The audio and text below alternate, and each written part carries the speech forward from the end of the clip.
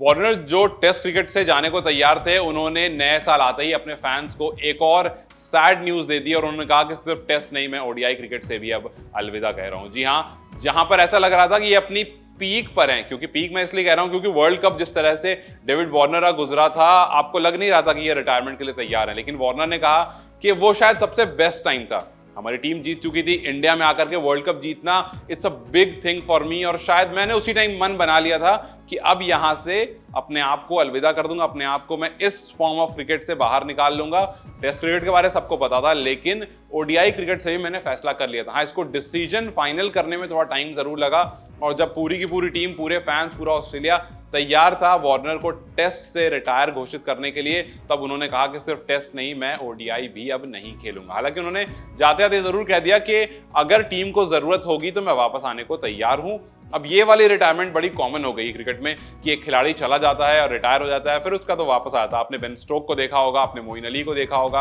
आपने कुछ साल पहले अफरीदी को देखा होगा, तो इस तरह की चीजें होती हैं। लेकिन यहाँ पर वार्नर ने पहले ही बता दिया कि अगर जरूरत पड़ती है तो मैं आ जाऊंगा। हालांकि वो आने की बात कर रहे थे चैंपियंस ट्रॉफी में, जो कि 2025 में होने वाली है, तो उन्होंने कहा कि मैं इस पूरे दौरान आपको लीग क्रिकेट खेलता हुआ दिखूंगा, और अगर लीग क्रिकेट में मैं अच्छा परफॉर्म करता रहा, अच्छे शेप में रहा, मैं पॉसिबली अवेलेबल रहा, तो मैं अपनी टीम के पास वापस आ सकता हूं, अगर टीम को मेरी रिक्वायरमेंट होगी तो।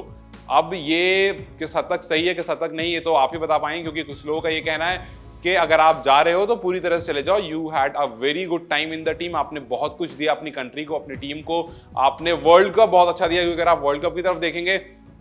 तो अपनी टीम से सबसे ज्यादा रन बनाए उन्होंने इस साल, तो बहुत अच्छा रहा ओवरऑल। लेकिन जब आपने डिसीजन ले लिया है जाने का, तो it's better that you leave और दूसरे को स्पेस दे दो, बिकॉज ऑब्वियसली बात है किसी भी कंट्री में प्लेयर्स की कमी नहीं है। ऑस्ट्रेलिया को अगर आप देखेंगे तो आपके पास अगर एक वार्नर जा रहे हैं तो ऑलरेडी ट्रेविस हेड हैं जो वार्नर जैसा ही खेलते हैं, हालांकि दोनों साथ में खेलते थे, लेकिन ओपनर्स का इशू एज सच नहीं होगा, क्योंकि ट्रेविस हेड आपके पास हैं, आपके पास मार्श हैं जो साथ में ओपन करते थे वार्नर के, तो खिलाड़ी अवेलेबल हैं। लेकिन कुछ लोग इस डिसीजन को क्वेश्चन जरूर कर रहे हैं कि अगर आप जा रहे हो तो आप चले जाओ, रुकने का या वापस आने की क्या बात है। लेकिन कुछ लोग इसको इस तरह से देख रहे हैं कि जाने के बावजूद ही is ready to play for his country, वो अपनी कंट्री के लिए खेलने को तैयार है, वो अपनी कंट्री के लिए अभी भी कंट्रीब्यूट करने को तैयार है। खैर, जिस तरह से उनका वर्ल्ड कप रहा, अगर एक बार आप झलक वर्ल्ड कप की तरफ देखेंगे तो 11 मैच उन्होंने खेले, जिसमें 2 सेंचुरी लगाई उन्होंने,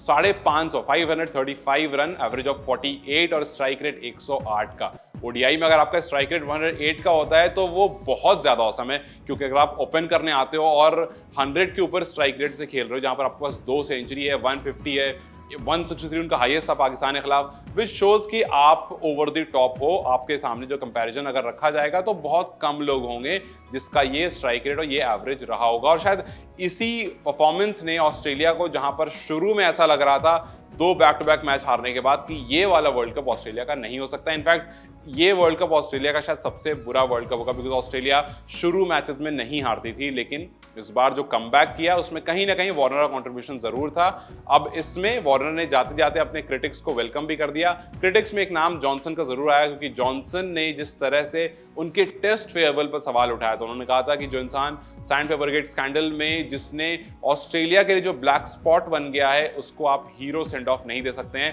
अब उस इंसान को हीरो क्या, डबल हीरो सेंड ऑफ मिलेगा, क्योंकि आप ओडीआई और टेस्ट दोनों से जा रहे हो। जाते जाते उन्होंने कह दिया कि जो भी क्रिटिक्स हैं,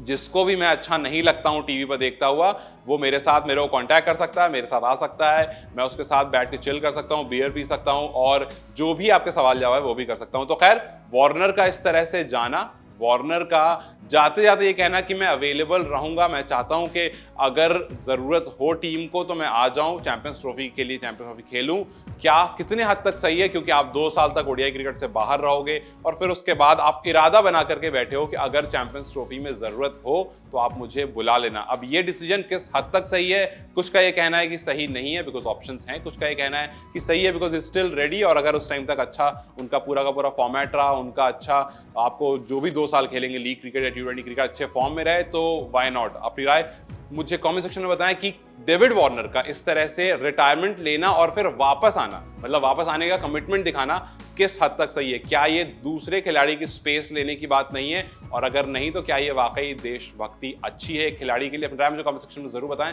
इस वीडियो को लाइक और शेयर जरूर करें, और जाते जाते चैनल को सब्सक्राइब करते जाएं।